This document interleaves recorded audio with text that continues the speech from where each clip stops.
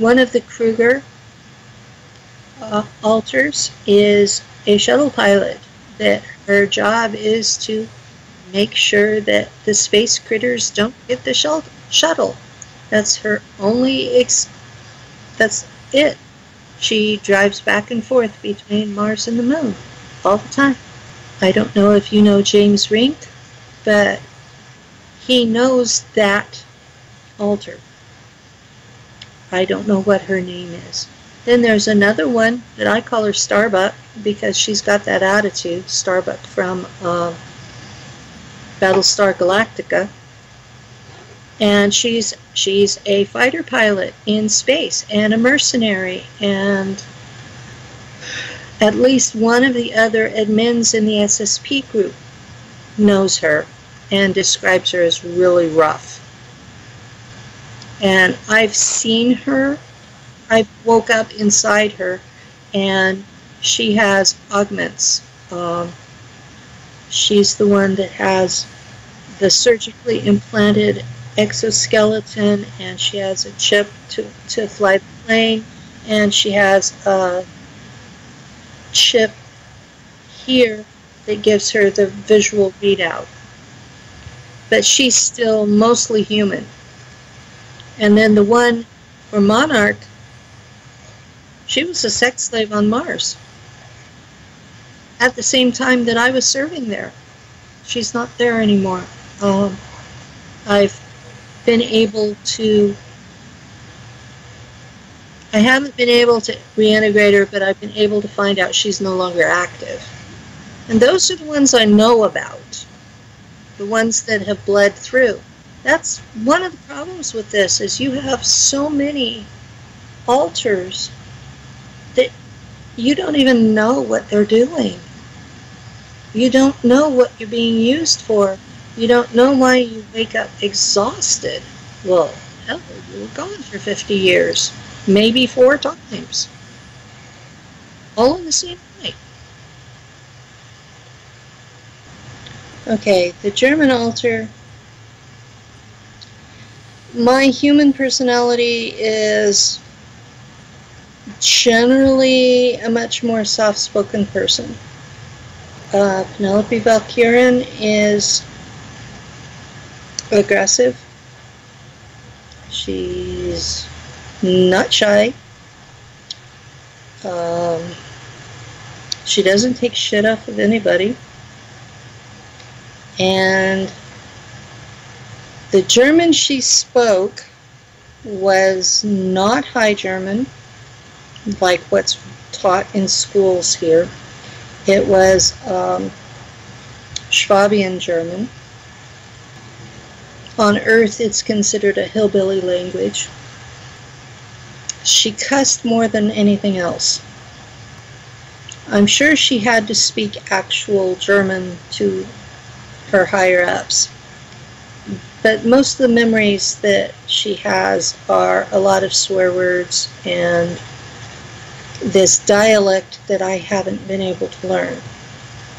When I did take German in school on Earth, I had 2 separate teachers tell me I had a Schwabian accent in German, and they didn't know how I did that.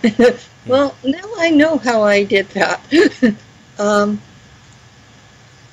One of them was an American whose parents were from the Swiss region, but he had learned High German. And the other one had been a Luftwaffe officer in World War II, and he was from Berlin, and he spoke High German, and he was like, how are you speaking with a Schwabian accent? How did this happen? I don't know. Well, now I know. Penelope spoke Schwabian. It's making it a little harder to figure out what she's talking about. But she's learning English, American version, faster than I'm learning what she spoke. So we're getting to where we can kind of communicate. Now, this is something that really needs to be addressed.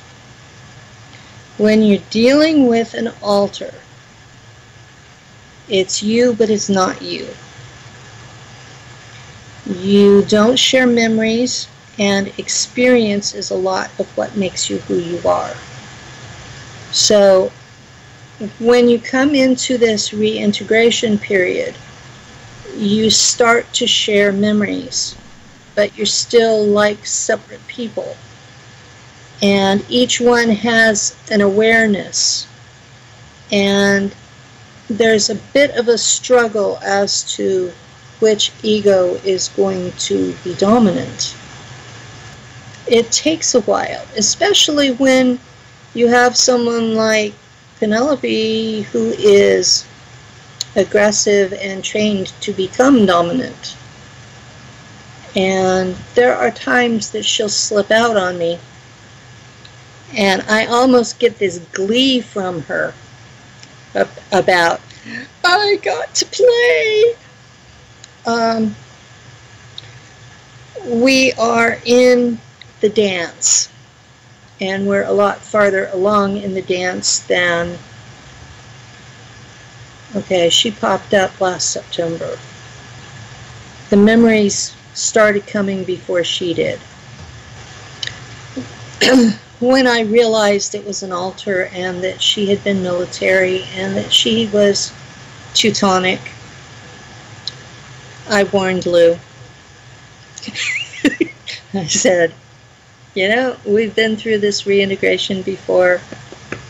This is what's happening. And he says, okay.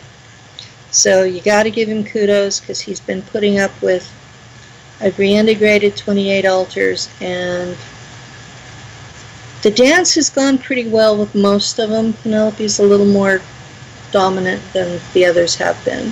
So we're working on that one. Sorry.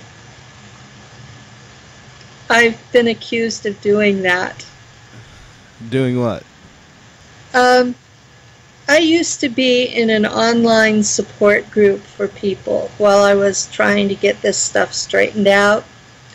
And I was asked to leave because when I would start getting upset, remembering things, it would mess with the other people's electronics. So, yeah. The other thing that happens is when I talk about things that the CIA doesn't want me to talk about, they interfere with the connection. Yeah, at least you've got it on record.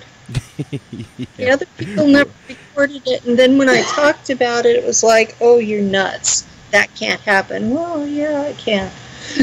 It does. If they don't want something out there, they find a way to interfere.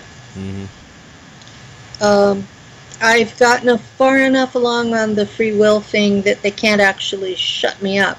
There for a while, they would actually just, my voice would stop. Wow. I could not even get the words out. Now I can speak it, they just interfere with other people hearing it. And I know that sounds terribly, terribly paranoid, and you wouldn't have believed it except you're seeing it happen. So, yeah, that's what happens.